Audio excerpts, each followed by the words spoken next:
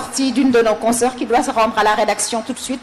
Donc c'est une Ford qui est garée là, sur la corniche. Est-ce qu'on peut la déplacer, s'il vous plaît? Merci beaucoup. La parole à Jeanne Lagarde, Reporters sans frontières, Afrique subsaharienne. Merci.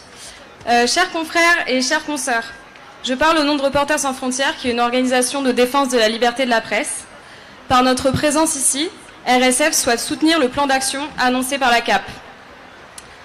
Longtemps considéré comme un fleuron de la liberté de la presse en Afrique, le Sénégal connaît une dégradation sans précédent de son paysage médiatique.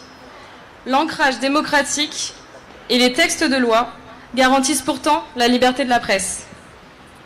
Mais cet acquis s'effrite depuis quelques années et la liberté de la presse est mise à rude épreuve. Les atteintes contre la presse se sont banalisées et notre organisation a décompté depuis un peu moins de 3 ans une quinzaine d'arrestations de journalistes et une vingtaine de cas d'intimidation ou de violence commises à l'encontre de journalistes, notamment en période de manifestation. Les journalistes sénégalais qui couvrent l'actualité politique et sociale du pays vivent des moments difficiles depuis environ 2 ans, et plus fortement dans le contexte des échéances électorales.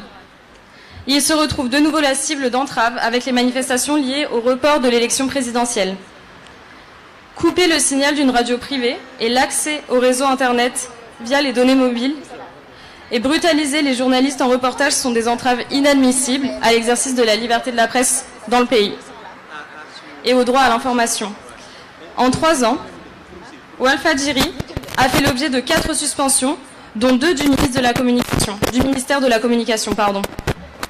Après avoir suspendu Walf pendant 1 mois en juin 2023, ce qui était déjà une première dans l'histoire de l'audiovisuel privé au pays, le ministère de la Communication, sans passer par le CNRA, qui est pourtant l'autorité compétente en la matière, a décidé le 4 février de retirer la licence de diffusion de Walf. C'est un ciblage abusif, dénoncé par RSF, qui a été mis en place par le ministère de la Communication, qui outrepasse clairement ses fonctions en ciblant Walf en dehors de toute procédure légale. Cela constitue donc un abus de pouvoir inquiétant pour l'ensemble des médias.